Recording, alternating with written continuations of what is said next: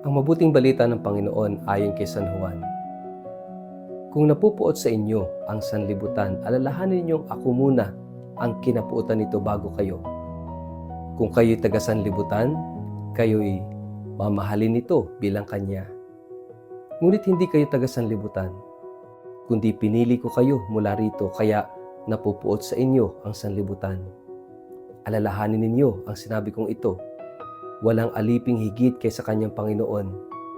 Kung ako'y inusig nila, uusigin din nila kayo.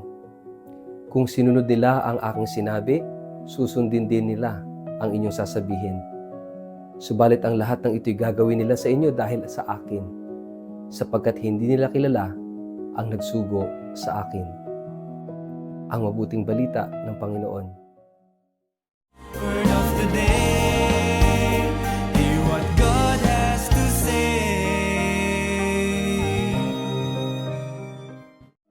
Mapagpalang araw po sa inyong lahat. Kumusta po kayo? Ang ating word of the day ay pagtatapat. Madaling sumunod kay Kristo kapag maganda ang takbo ng buhay. Madaling magsimba kapag walang problema. Madaling magsalita tungkol sa pananampalataya kapag tanggap ka ng lahat. Pero paano kapag pinagtawanan ka dahil sa paniniwala mo? Paano kapag kailangan mong pumili sa pagitan ng tama at ng madali? Paano kapag ang pagsunod kay Kristo ay may kapalit na sakit, rejection o pag-iisa? Naranasan mo na bang manahimik tungkol sa iyong pananampalataya dahil natatakot kang husgahan o kaya'y hindi maintindihan? Mga kapatid, sa ating ebanghelyo, ayon kay San Juan, sinabi ni Jesus, kung kinapupuutan kayo ng mundo, tandaan ninyong ako muna ang kinapuutan nito. At dito natin makikita yung salitang bumabalot sa buong mensahe ng ating ebanghelyo, pagtatapat. Diretsahang sinabi ni Jesus, hindi niya itinago ang katotohanan sa kanyang mga alagad. Hindi niya sinabi na magiging madali ang pagsunod sa kanya. Walang sugar coating. Sa halip sinabi niya, kung kayo'y taga sanlibutan, iibigin kayo ng sanlibutan bilang Kanya. Ngunit dahil hindi kayo taga sanlibutan, kaya kayo kinapupuotan nito. Ibig sabihin, ang tunay na alagad ni Kristo ay hindi laging sasang-ayunan ng mundo. Dahil ang mundo ay may sariling pamantayan. Piliin ang sarili bago ang iba. Piliin ang madali kaysa sa tama. Piliin ang pansariling interes kaysa sa katotohanan. Pero si Kristo ay nagtuturo ng kabaliktaran. Magpatawad, magpakumbaba, magmahal kahit mahirap, manindigan sa katotohanan, kahit kapalit ay seguridad. At kapag pinili mong mabuhay ayon kay Kristo, minsan mararamdaman mong kakaiba ka. Hindi ka maiintindihan ng lahat. May mga taong lalayo, may mga tatawa sa'yo, may mga kukontra.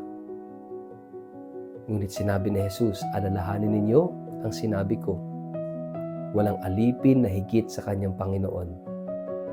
Ibig sabihin, kung si Kristo ay tinanggihan, hindi tayo dapat magulat kung tayo rin ay makaranas ng pagtanggi.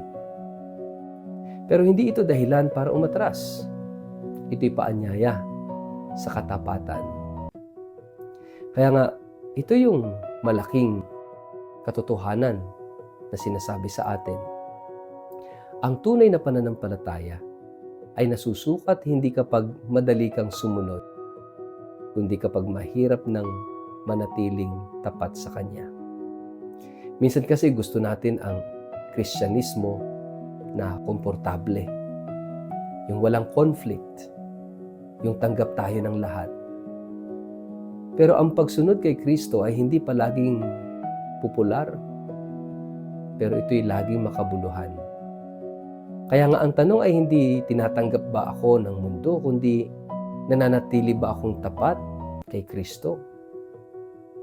Dahil sa bandang huli, Mas mahalaga ang katapatan kaysa sa popularidad.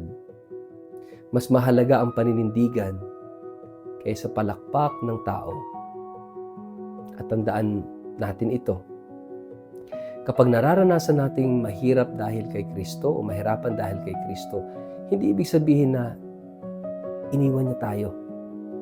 Maaring mas lalo kang mapalapit sa Kanya.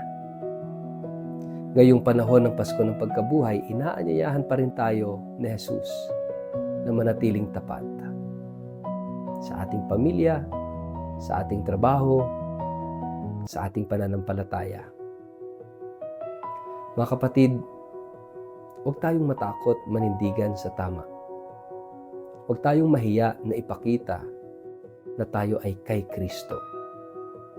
Huwag nating ipagpalit ang ating pananampalataya para lamang tanggapin tayo ng mundo.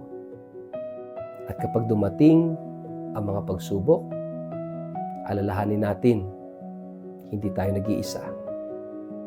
Nauna ng dinaanan ni Kristo ang lahat ng iyon.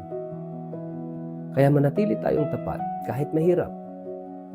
Dahil ang katapatan sa Diyos ay hindi kailanman masasayang. Tanungin natin yung ating mga sarili. Pag nilayan natin, sa anong bahagi ng ating buhay tayo nahihirapang manatiling tapat kay Kristo? Dahil sa takot tayo at sa takot sa opinyon o sa pagtanggi ng iba. Sa ngalan ng Ama, ng Anak at ng Espiritu Santo. Amen. Panginoong Jesus, bigyan mo kami ng lakas upang manatiling tapat sa iyo kahit sa gitna ng hirap at pagtanggi. Kapag kami ay natatakot o nanghihina, ipaalala mo sa amin na ikaw ay kasama namin. Turuan mo kaming manindigan sa katotohanan at magmahal tulad mo.